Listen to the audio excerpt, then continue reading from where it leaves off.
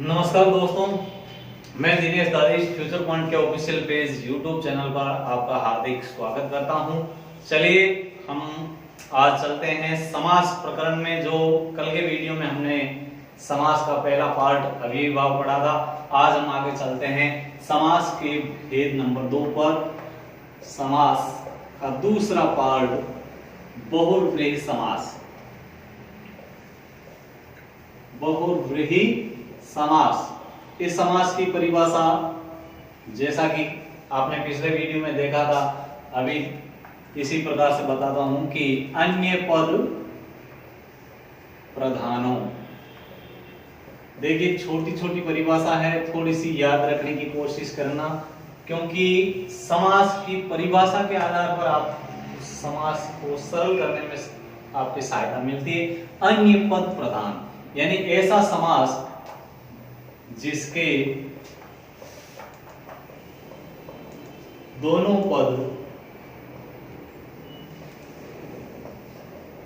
ही पद गौण होते हैं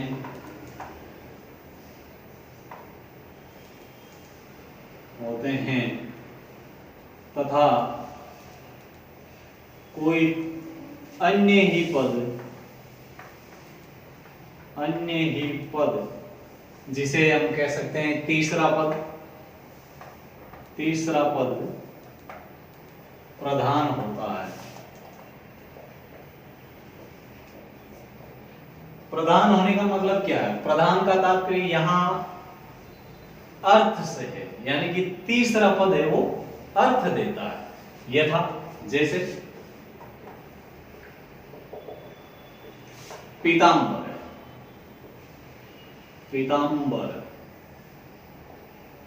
तो पीतांबर, देखिए पहला पद है इसका पीत, दूसरा पद है अंबर, तो यहां आप समास विग्रह करते हैं तो पीतम अम्रम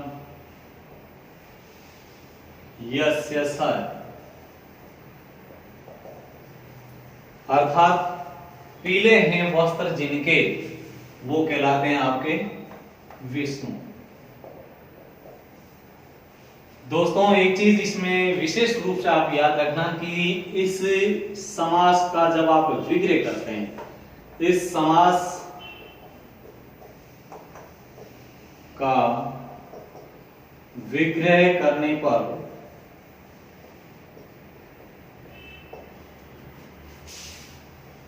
यस्य स, यस्मिन् या येन सर, यस्य से, यस्मिन या येन से, इन शब्दों का प्रयोग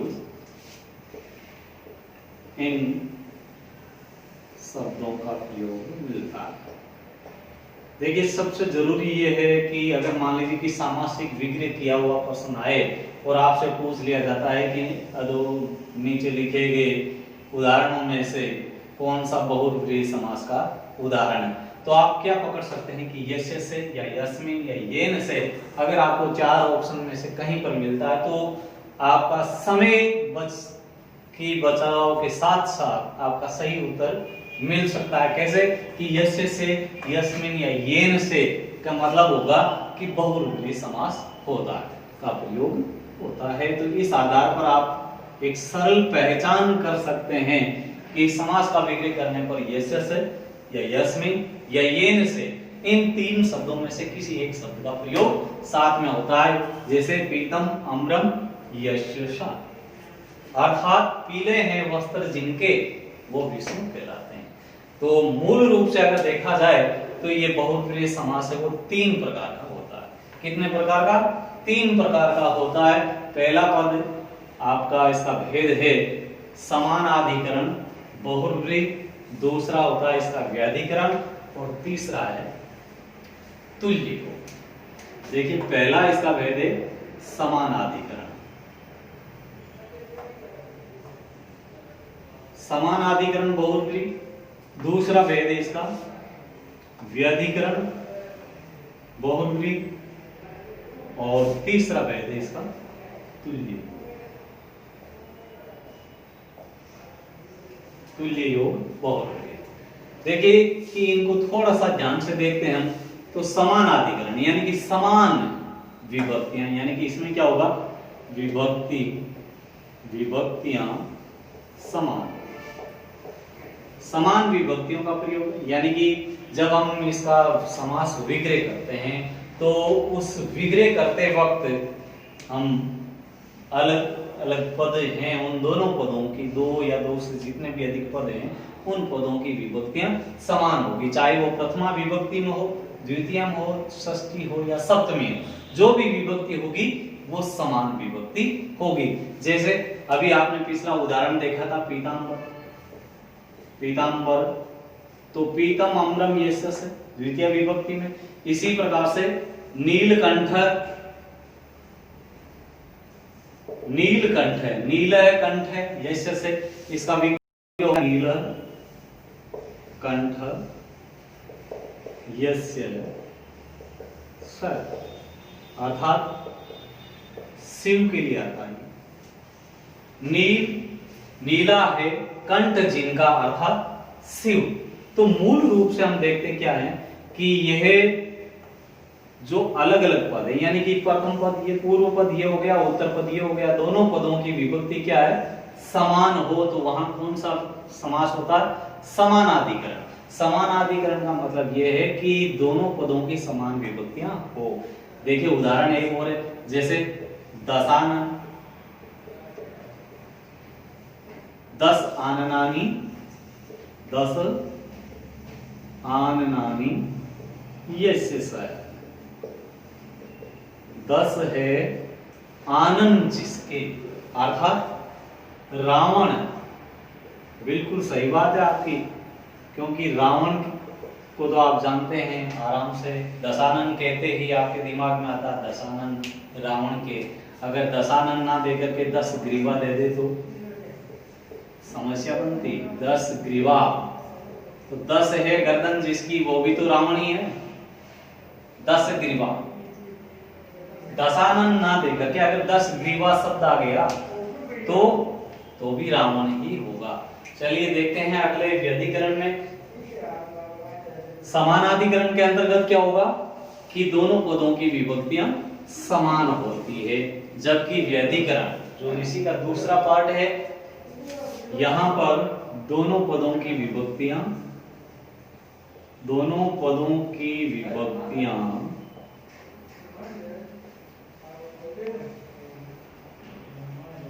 भिन्न होगी। क्या होगी, भिन्न होगी। कैसे कि अगर मान लीजिए पूर्व पद की विभक्ति प्रथमा विभक्ति की है, तो उत्तर पद की जरूरी नहीं कि प्रथमा की हो, वो द्वितीय भी हो सकती है, सप्तमी हो सकती है। इस आधार पर यहाँ पर ये व्यधिकरण समास होता है। व्यधिकरण बहुव्रीहि का दूसरा पार्ट, यानी कि जिसके दोनों पदों की विभक्तियां भिन्न यानी अलग अलग होती है। यथा जैसे चंद्रशेखर, चंद्रशेखर भगवान शिव के लिए आता, तो इसका सामासिक विग्रह करते हैं तो क्या करते हैं हम कि चंद्र शेखरे यस्य स, चंद्रशेखरे यस्य स, अर्थात चंद्रमा सिर पर है जिनके, वो कौन होंगे, भगवान शिव। बिल्कुल सही।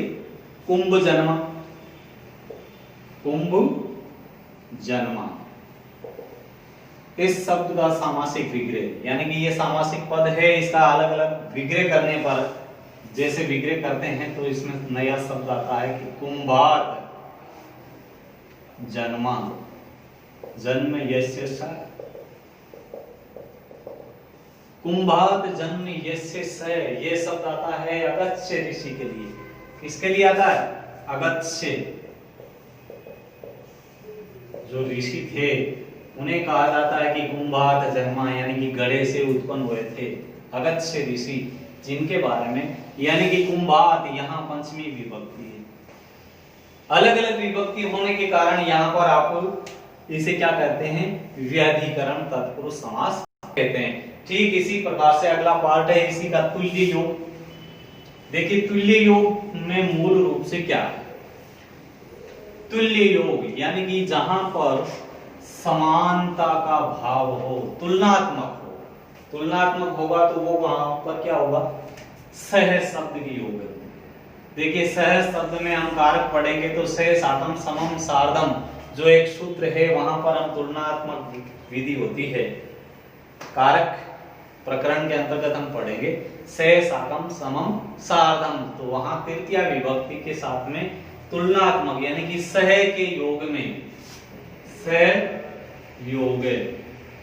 सहयोग में यानी कि सहित के योग, सह का क्या ले सकते हैं हम?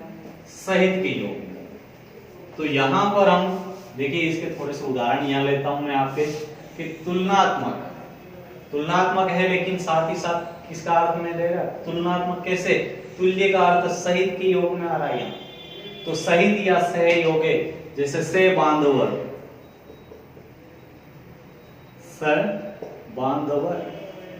बांधवों सहित, बंधु क्या होते हैं? भाई बांधव, उन भाई बांधवों के साथ, जैसे बांधवई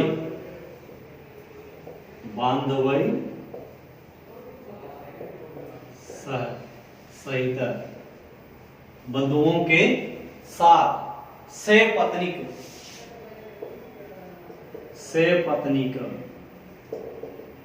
पत्न्या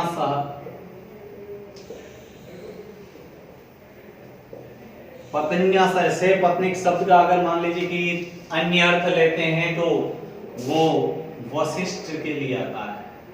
जो ऋषि थे वशिष्ठ, उन्हें से पत्नीक कहा जाता है। इसी प्रकार से सानुज,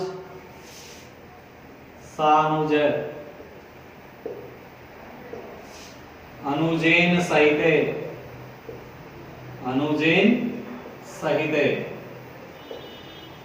अनुज के सहित, अनुज सहित सानुज, वो बनते हैं।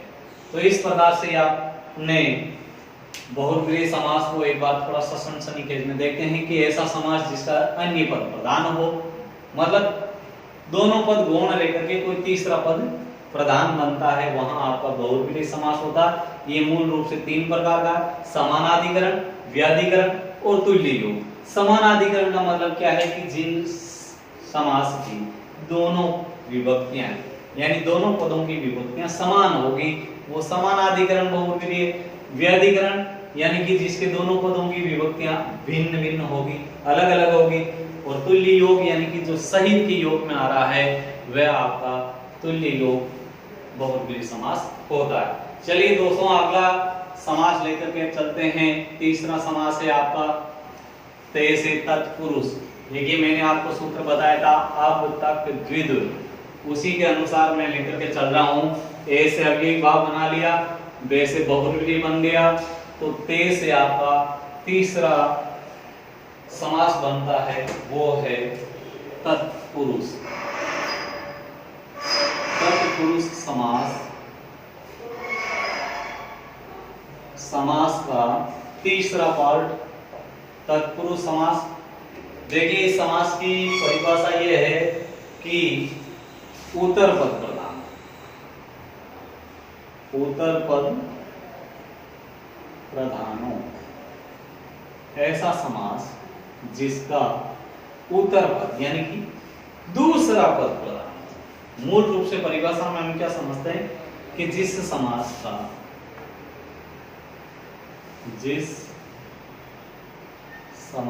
का उत्तर पद यानी कि दूसरा पद प्रधान, दूसरा पद प्रधान हो तत्पुरुष समास कहलाता है। तत्पुरुष समास कहलाता है।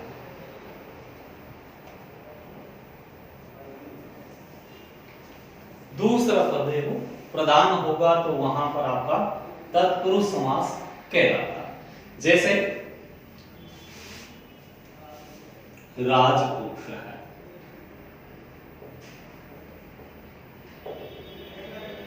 देखिए राजपुरुष, इस शब्द का सामासिक विक्री करते हैं तो राज्ञ पुरुष है,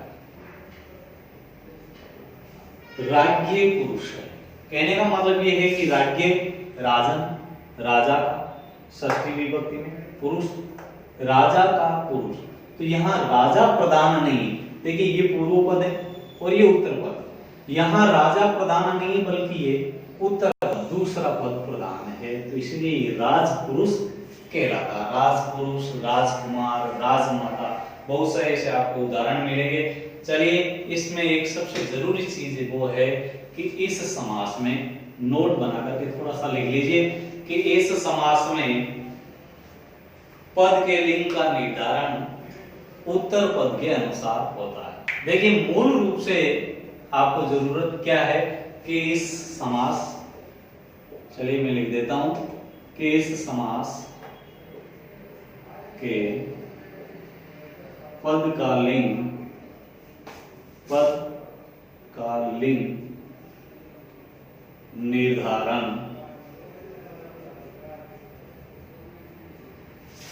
उत्तर पद के अनुसार होता है, उत्तर पद के अनुसार होता है।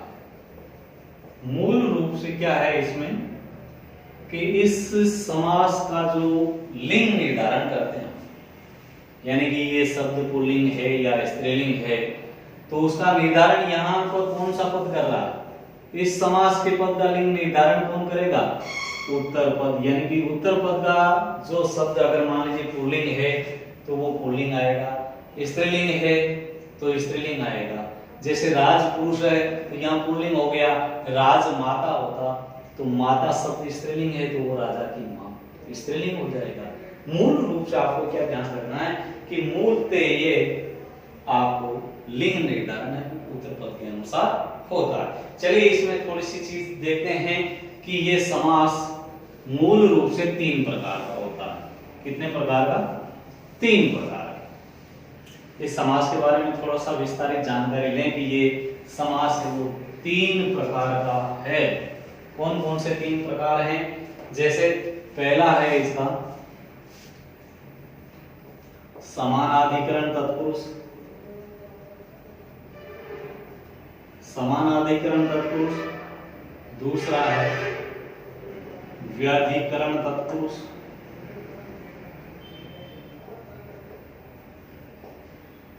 जी हाँ बिल्कुल, अभी आपने बहुब्रीहि समास में भी पढ़ा था समानाधिकरण, व्याधिकरण।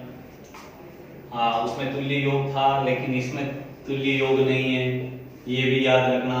इसमें अन्य तत्पुरुष आएगा, अन्य तत्पुरुष।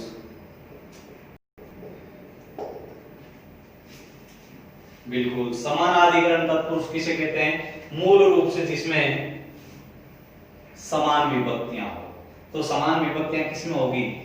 वो आपके इसी तत्पुरुष समास के 2 उपभेद हैं, कर्मधारी और द्विगु। यानी कि इसमें समान विभक्तियां मिलती है आपको। तो ये चीज हम आगे पढ़ेंगे, इस तत्पुरुष के बाद में कर्मधारी और द्विगु समास पढ़ेंगे, उस वक्त क्लियर कर लेंगे, क्योंकि यही कर्मधारी और द्विगु क्या है? इसी तत्पुरुष के 2 उपभेद होते हैं। दूसरा पार्ट है व्यधिकरण तत्पुरुष समास, जिसमें मूल रूप से क्या है कि द्वितीय विभक्ति, द्वितीय विभक्ति से सप्तमी विभक्ति तक, सप्तमी विभक्ति तक, द्वितीय विभक्ति से लेकर के सप्तमी विभक्ति तक हम जो उदाहरण लेंगे आगे, अभी विस्तार पूर्वक पढ़ेंगे कि ये द्वितीय तत्पुरुष है, तृतीय तत्पुरुष, चतुर्थी, पंचमी, षष्ठी और सप्तमी तत्पुरुष, ये इस व्यधिकरण के अंतर्गत आती है जो तत्पुरुष के भेद हैं। अन्य तत्पुरुष में देखिए मुख्य रूप से नए तत्पुरुष होता है। कौन सा तत्पुरुष है? नए तत्पुरुष समास।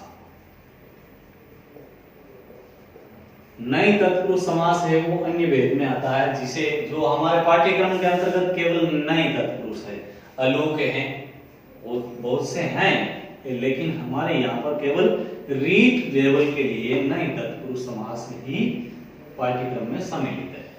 तो हम नए तत्पुरुष पढ़ेंगे, लेकिन उससे पहले हम व्यधिकरण तत्पुरुष को देखते हैं कि वे समास जो जिसके पदों की विभक्ति है वो भिन्न होती है, यानी कि दो पद हैं, दोनों पदों की विभक्तियां भिन्न होती है, इसीलिए वो व्यधिकरण तत्पुरुष समास कहलाता है। तो व्यधिकरण को लेकर के चलते हैं हम। व्यधिकरण तत्पुरुष समास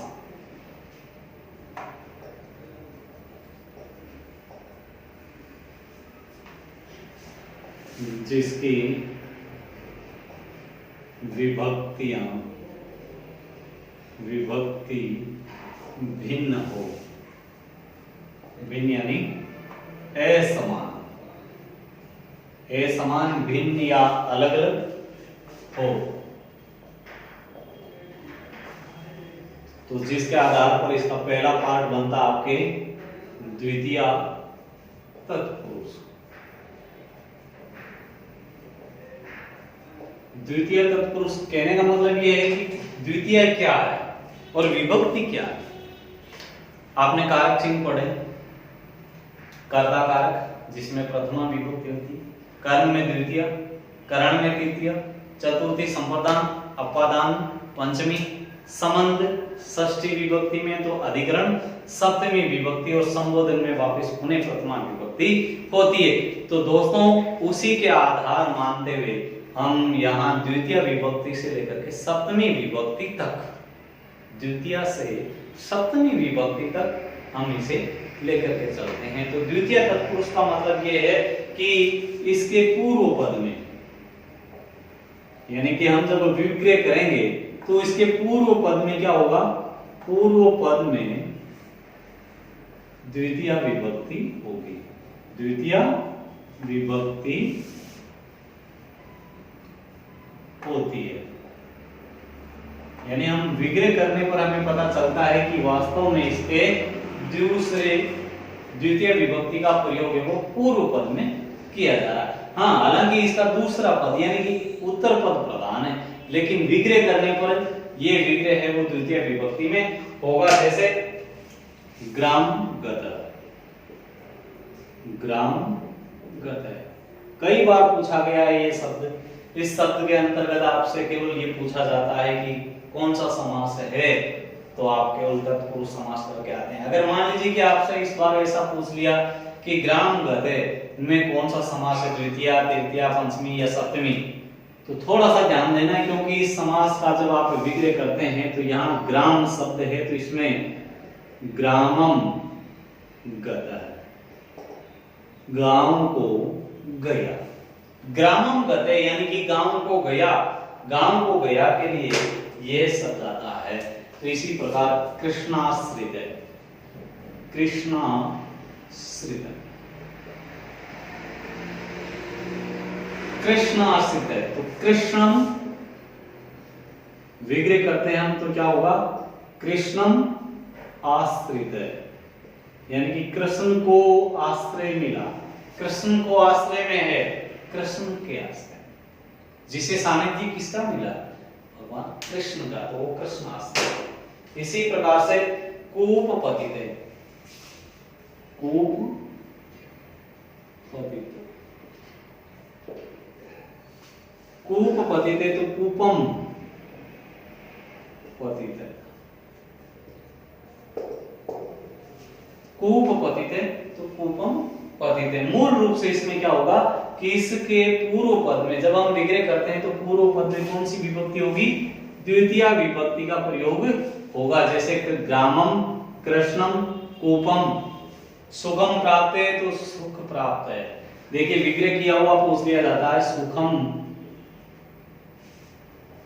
अगला व्यंजन वर्ण है इसलिए अनुस्वार है, सुखम प्राप्त है तो शब्द बनेगा आपके सुख प्राप्त है। तो यहां ये सुखम शब्द में द्वितीय विभक्ति है। चलिए दोस्तों आगे चलते हैं तृतीय तत्पुरुष में।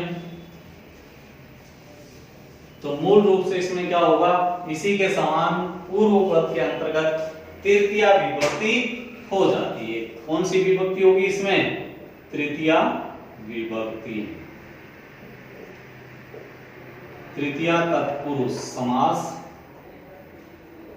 जिसका हम विग्रह करते हैं, तो इसके पूर्व पद में तृतीया तत्पुरुष यानी कि तृतीया विभक्ति होती है। जैसे राम शब्द की तृतीया विभक्ति कौन सी होती है? अकारांत पुल्लिंग राम शब्द में तृतीया विभक्ति। रामेण, रामाभ्याम, रामायण।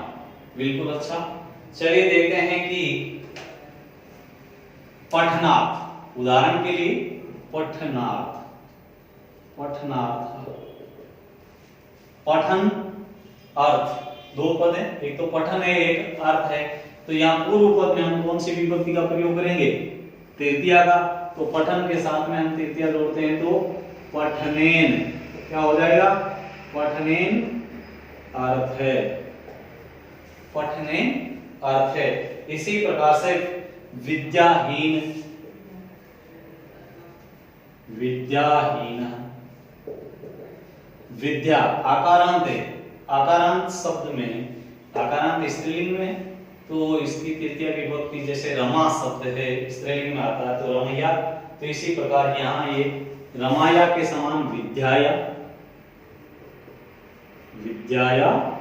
अगला हीन है, चलिए हीन है, विद्याया हीन है। तो ये आपका समास विग्रह हो जाएगा।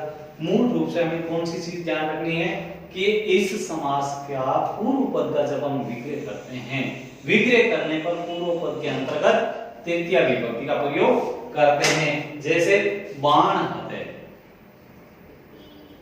ये शब्द बहुत ही बार पूछा गया है, बाण हते। तो इसका सामासिक विग्रह हो जाएगा बाणेन हत। चलिए दोस्तों अगले उदाहरण की ओर यानी कि इसका अगला भेद चतुर्थी तत्पुरुष की तरफ चलते हैं। तो वहां पर क्या होगा? पूर्व पद के अंतर्गत चतुर्थी विभक्ति का प्रयोग होता है। मूल रूप से चतुर्थी विभक्ति यानी कि चतुर्थी तत्पुरुष समास। कौन सा समास है ये? चतुर्थी तत्पुरुष। देखिए कारक चिन्ह आप थोड़ा सा याद रखेंगे तो चिन्हों के आधार पर, कारक चिन्ह वही तो संस्कृत में विभक्ति होती है। कारक हैं कर्ता ने कर्म को करण से संपादन के लिए अपादान से अलग संबंध काके की अधिकरण में पे पद और संबोधन हे ओ अरे। इसी प्रकार केवल संस्कृत में हे ओ की जगह क्या हो जाएगा? हे भो अरे। तो मूल रूप से चतुर्थी तत्पुरुष पे क्या होगा कि पूर्व पद में चतुर्थी का प्रयोग होता है, चतुर्थी विभक्ति होती है। मूलतः क्या होती है? चतुर्थी विभक्ति होती है। किस आधार पर? कि जब हम इसका विग्रह करते हैं तो वहां पर चतुर्थी विभक्ति होती है। यथा जैसे भूत बलि, भूत बलि, तो भूत के लिए बलि भूतों के लिए होता है, तो भूतों बहुवचन में होगा तो भूता, भूतेभ्य, भूतेभ्य बलि, भूतेभ्य बलि, भूतों के लिए बलि। गोहितम,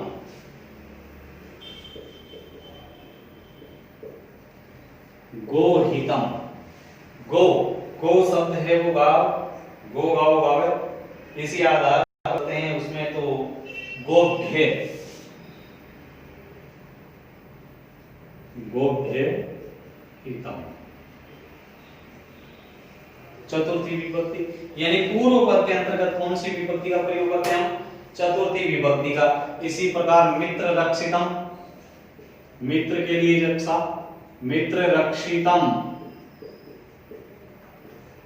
तो मित्र अकारांत आ रहा है इसलिए अकारांत में एक वचन के लिए आप क्या करोगे? मित्राय, मित्राय रक्षितम।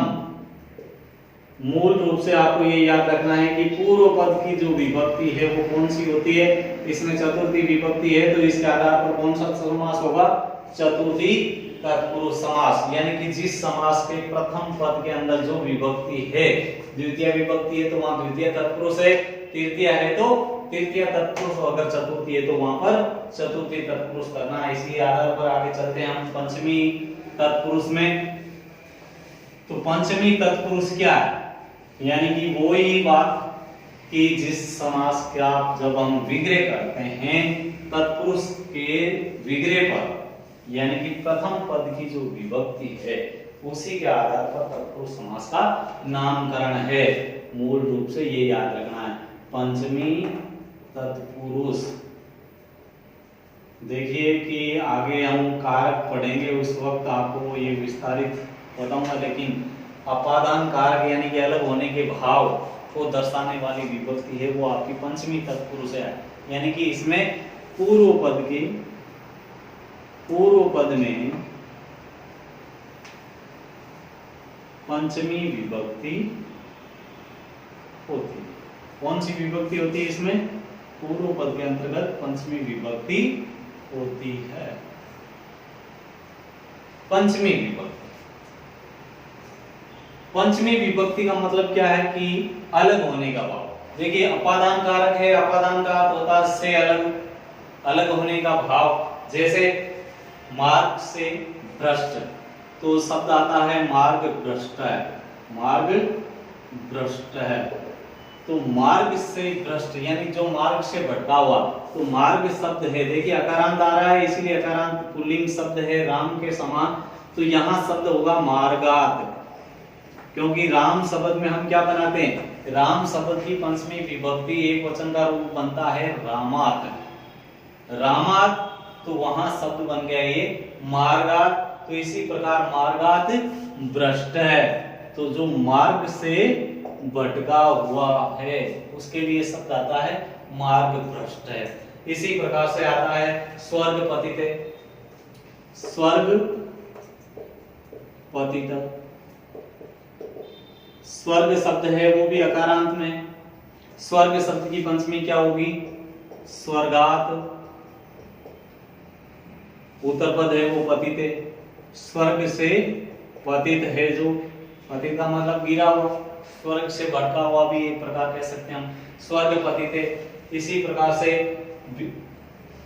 सिंह, सिंहात भयम, देखिए एक विग्रह आता है सिंहात भयम।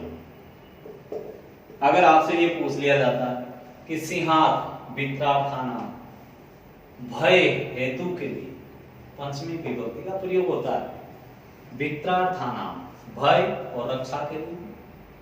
यहाँ पर पंचमी है, बालक शेर से डरता है तो सिंहाद विभेदी, तो यहाँ सामासिक पद बनेगा इसका सिंह भयम। क्या बनेगा, सिंह भयम। मूल रूप से ये ध्यान रखना है आपको कि पंचमी शब्द रूप के अनुसार यानी पंचमी विभक्ति का प्रयोग कहाँ होगा, पूर्व पद के अंत में होगा। चलिए अगला देखते हैं षष्ठी तत्पुरुष। षष्ठी, षष्ठी के अंतर्गत कारक होता है संबंध।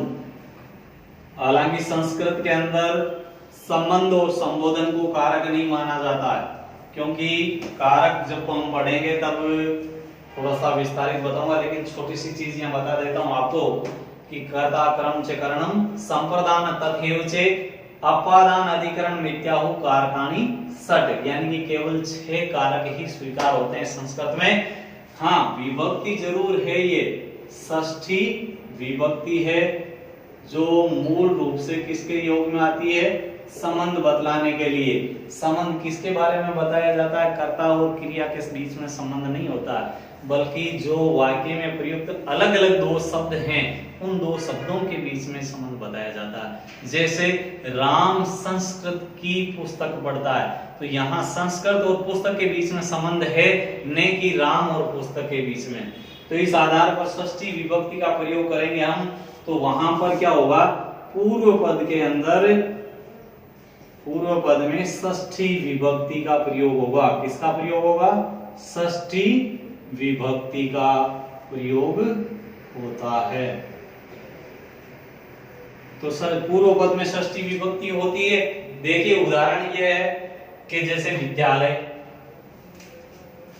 विद्यालय, विद्या के लिए आलय, तो विद्यालय शब्द का सामासिक विग्रह क्या हो जाएगा? विद्याया आलय, विद्या के लिए आलय, विद्या के लिए विद्यालय। सूत पुत्र, सूत पुत्र महारथी कर्ण के लिए कहा जाता है सूत पुत्र।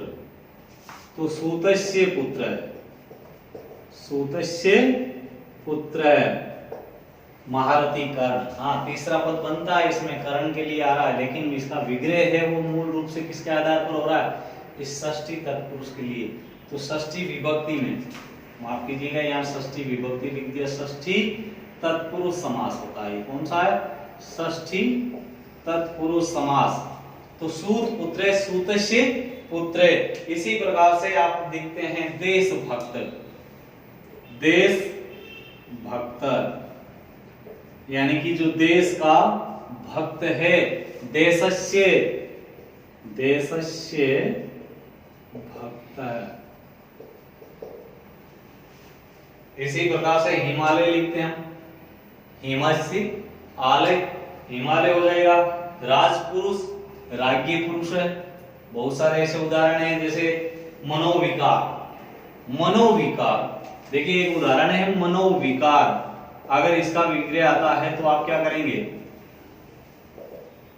मनसा विकार, मन का विकार, मन का जो विकार है वो मनस विकार। चलिए देखते हैं अगला इसी का भेद, सप्तमी तत्पुरुष, जिसके पूर्व पद में सप्तमी विभक्ति का प्रयोग होगा और सप्तमी विभक्ति के अंतर्गत अधिकरण कारक होता है। कौन सा कारक? अधिकरण कारक। सप्तमी तत्पुरुष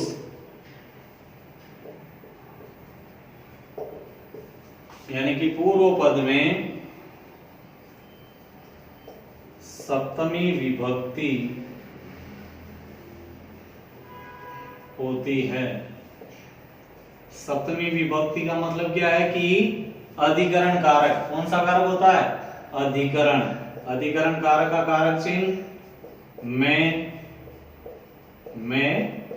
पे, पर, यानी कि ये मूल रूप से एक स्थान विशेष का, ये आपको जगह बताता है। जगह बताने के लिए हम इस कारक चिन्ह का प्रयोग करते हैं, जगह बताने के लिए। जैसे क्रीड़ा धूर्त,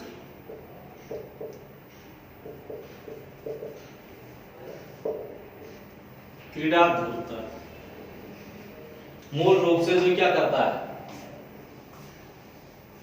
क्रीड़ा में धूर्त, धूर्त कहते हैं चालाक।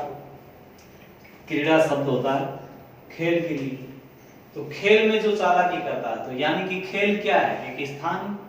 खेल कहाँ खेला जाता है? मैदान में। यानी जगह विशेष या स्थान विशेष के लिए हम अधिकरण कारक का प्रयोग करते हैं। तो यहाँ ये सामासिक विग्रह हो जाएगा आपके क्रीड़ायाम, क्रीड़ायाम धूर्त,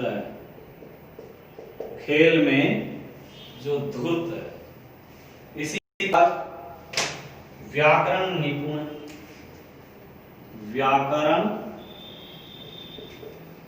निपुण है। तो सामासिक विग्रह क्या हो जाएगा? व्याकरण का, व्याकरण सप्तमी विभक्ति में व्याकरणे निपुण है। क्यों हुआ ये? क्योंकि अंतिम अकारांत है। अकारांत शब्द क्या आता है?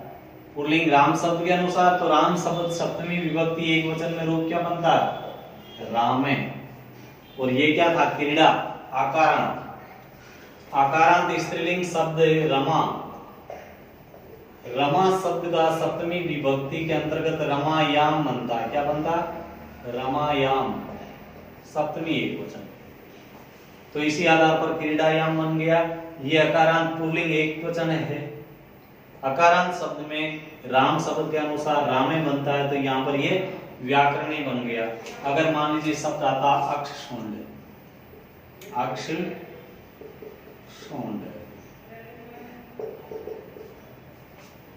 अक्ष, अक्षेषु बहुवचन में आएगा ये, अक्षेषु शोंड, अक्षेषु शोंडे, मूल रूप से यही आता है इसमें। जैसे कवि श्रेष्ठ, अगर शब्द आ जाए आपके कवि श्रेष्ठ, कवि श्रेष्ठ है तो कवियों में श्रेष्ठ होगा, तो कवि शब्द की सप्तमी विभक्ति बहुवचन का रूप बनेगा, तो यहां शब्द हो जाएगा आपके कविषु, कविषु श्रेष्ठ है, कवियों में जो श्रेष्ठ है वो। इसी प्रकार वानर पुंगव, तो वानरेषु पुंगव ये शब्द बनता है। धर्म में जो दक्ष है, तो धर्म में धर्मेषु या धर्मे, धर्मों में नहीं बल्कि धर्म में। देखिए धर्म दक्ष है, मूल रूप से क्या है, धर्म दक्ष है, तो ये शब्द धर्म में जो दक्ष है, दक्ष का मतलब प्रवीण होता है, निपुण या कुशल, तो धर्मे क्या बनेगा इसमें, धर्मे दक्ष है, जो धर्म में दक्ष है, निपुण है, कुशल है, उसके लिए। अगर जो बोलने में वाक्पटु है, देखिए एक उदाहरण और देखते हैं हम इसी का, बोलने में जो दक्ष हैं, वाक्पटु, बहुत ही गजब का उदाहरण है ये वाक्पटु। देखिए इस शब्द का सामासिक विग्रह होगा आपके वाची पटु। कौन सा होगा, वाची पटु, ये याद रखना। मूलतः आपको क्या करना है, इसमें थोड़ा सा शब्द रूप का ज्ञान बहुत ही जरूरी है। शब्द रूप अगर आप थोड़ा थोड़ा ही पढ़ते रहेंगे तो संस्कृत व्याकरण आपके अनुरूप ढलती रहेगी। सबसे जरूरी चीज होती है शब्द रूपों का ज्ञान, जो आपको करना है। इसी प्रकार से हम तत्पुरुष के अन्य भेद लेकर के चलते हैं, जिसमें तीसरा पार्ट हमने बनाया था। देखिए पहला बनाया था समानाधिकरण, जिसके अंतर्गत आते हैं आपके कर्मधारय और द्विगु, जिसे हम आगे पढ़ेंगे क्योंकि वो ही इसी के उपभेदों के रूप में है। तो फिर दूसरा पार्ट बनाया था हमने व्याधिकरण का, जिसे द्वितीय तत्पुरुष से सप्तमी तत्पुरुष तक अभी हमने पढ़ा। और तीसरा पार्ट हमने बनाया था इसी तत्पुरुष का अन्य तत्पुरुष समास। कौन सा, अन्य तत्पुरुष समास। मूल रूप से आपको ये ध्यान रखना है कि अन्य तत्पुरुष समास क्या है, कि जिसमें अन्य भेद बताए जाते हैं। इसमें अन्य तत्पुरुष के आधार पर पहला भेद है इसका नए तत्पुरुष। मूल रूप से इसको हम विस्तारित पढ़ते हैं नए तत्पुरुष। आपके रीट लेवल के अंतर्गत नए तत्पुरुष समास के बारे में पूछा जाता है। मूलतः ये क्या है, नए तत्पुरुष, यानी कि मूल रूप से जो निषेधात्मक अर्थ है, निषेध के अर्थ में, निषेधात्मक अर्थ को बोध कराने के लिए हम किसी शब्द से पूर्व निषेधवाचक, यानी निषेधात्मक अर्थ का बोध कराने के लिए हम किसी शब्द से पहले निषेधवाचक वर्ण का प्रयोग करते हैं। निषेधवाचक यानी कि जैसे ने, निषेध है, लेकिन संस्कृत में ये ने का प्रयोग हम कैसे करेंगे, एक, किस आधार पर, ए के आधार पर हम इसका प्रयोग करेंगे। जैसे देखिए कि मूल रूप से इसमें हम परिभाषा में क्या लिख सकते हैं कि जो निषेधार्थक अर्थ हैं। देखिए थोड़ा सा समझने की चेष्टा कीजिए, क्योंकि शब्द बिल्कुल ऐसे सरल हैं लेकिन परिभाषा थोड़ी सी टेढ़ी है। निषेधार्थक, निषेधार्थक अर्थ के लिए, अर्थ के लिए किसी शब्द से पूर्व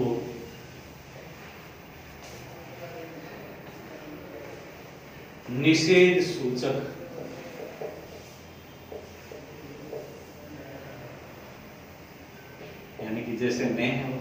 निषेध सूचक शब्द क्या है? नहीं है। निषेध सूचक शब्द ने, यानी कि इसका वर्ण का प्रयोग करते हैं। निषेध सूचक शब्द का वर्ण का प्रयोग करते हैं। अब देखिए, मूल रूप से निषेध सूचक शब्द ने है, लेकिन इस ने को हम संस्कृत में कैसे लिखते हैं? ने का संस्कृत का रूप, यानी कि ये मूल रूप से एक प्रकार का आपका उपसर्ग या अवयव के रूप में, जैसे ए है वो निषेध सूचक के रूप में हम इसका प्रयोग ले सकते हैं। जैसे देखिए, ए का प्रयोग हम उपसर्ग के आधार पर लेते हैं तो वो कैसे आएगा? अभाव या रहित के योग में, अभाव या रहित के योग में, रहित के योग में आ रहा, अभाव कमी के रूप में आ रहा। तो यहां पर भी हम क्या करते हैं? इस निषेधवाचक वर्ण का प्रयोग करते हैं। जैसे ए ब्राह्मण, ए ब्राह्मण है, यानी कि जो ब्राह्मण नहीं है तो इसका विग्रह क्या हो जाएगा? ने ब्राह्मण है। जो ब्राह्मण नहीं है वो क्या कहलाता है? ए ब्राह्मण। मूल रूप से हमें इसमें एक चीज ही याद रखनी है कि एक ने का प्रयोग केवल ए ही नहीं है, बल्कि अन भी होता है। ए के साथ साथ अन भी तो है। ए भी होता है लेकिन अन भी होता है। ए का प्रयोग आप कहां करते हो? ए का प्रयोग आप व्यंजन वर्ण आए हुआ कर सकते हैं। अगर कोई स्वर वर्ण आ गया तो अन का प्रयोग करोगे, यानी इस अन का प्रयोग हम कहां करते हैं? स्वर वर्ण से पूर्व, स्वर से पूर्व हम इसका प्रयोग करते हैं। जैसे ने उपस्थित है,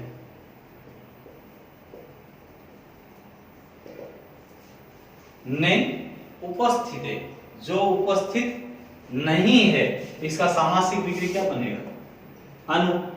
देखिए ऊ आ रहा, ऊ क्या है? स्वर वर्ण है, इसीलिए यहां पर ए का प्रयोग ना होकर के हम किसका प्रयोग करेंगे? अन का। तो यानी कि ये ने का मतलब क्या है? ये अनिद है। तो यहां अन के साथ में उपस्थित जोड़ दीजिए। अन जोड़ उपस्थित, इसे जोड़ेंगे तो हम क्या बनेंगे? ने के अंदर छोटे ऊ की मात्रा अनुपस्थित है। तो ये सब सामासिक विग्रह था। ये ने उपस्थित है, सामासिक पद क्या बन गया? अनुपस्थित। मूलतः हमें क्या ध्यान रखना है कि ए का प्रयोग हम कहां कर रहे हैं? केवल और केवल व्यंजन वर्णों में, व्यंजन वर्णों में करेंगे, जबकि अन का प्रयोग स्वर वर्णों में, स्वर से पूर्व, यानी कि जैसा कोई शब्द आता है जो स्वर वर्ण से बना हुआ है उसके साथ हम नहीं करते, उसमें अन का प्रयोग करते हैं। फिर अगर व्यंजन वर्ण से बना हुआ कोई शब्द आ रहा है तो वहां पर हम केवल और केवल ए का प्रयोग करते हैं। जैसे ने योग्यम, यहां पर ये वर्ण है, ये वर्ण क्या है? व्यंजन है, इसीलिए ये शब्द क्या हो जाएगा? ए योग्यम। क्या हो गया? ए योग्यम। आपने अनुयोग्यम देखा कहीं? कहीं नहीं आता है। इसी प्रकार से अगर मान लीजिए कि ने आगत है, ने आगत है, यहां ये स्वर वर्ण है, इसीलिए ए आगत है तो होगा नहीं। यहां पर हम क्या करते हैं? इस अन का प्रयोग करके हम बनाएंगे अनागत है। क्या बना लेंगे? अनागत है। बस बिल्कुल सरल सी चीज ये है कि निषेधात्मक अर्थ के लिए हम किसी शब्द से पहले निषेध सूचक शब्द वर्ण दो होते हैं। जैसे एक तो है और दूसरा है आपका अन। ए का प्रयोग हम किसके साथ में करते हैं? व्यंजन वर्ण के साथ में, जबकि अन का प्रयोग हम स्वर वर्ण के साथ में करेंगे। यानी कि जो स्वर वर्ण है तो वहां पर आप अन का प्रयोग करके, जैसे अनुपस्थित है, अनागत है, अनाचार है, ने आचार है, अनाचार है, ने उचितम, अनुचितम, ये शब्द बन जाएंगे। इसी प्रकार व्यंजन वर्ण है तो ने कुशल है, ने कुशलम, ए कुशलम हो जाएगा। ये आपका मूल रूप से नए तत्पुरुष समास में मुख्य रूप से बात ये याद रखनी है कि अगर स्वर वर्ण आता है तो आपको निषेध सूचक वर्ण है वो अन होगा, और अगर व्यंजन वर्ण आ रहा है तो आपका निषेध सूचक वर्ण है वो ए होगा। नमस्कार मित्रों, अगले फिर भेद लेकर के मैं जल्द ही हाजिर होऊंगा। तक के लिए नमस्कार।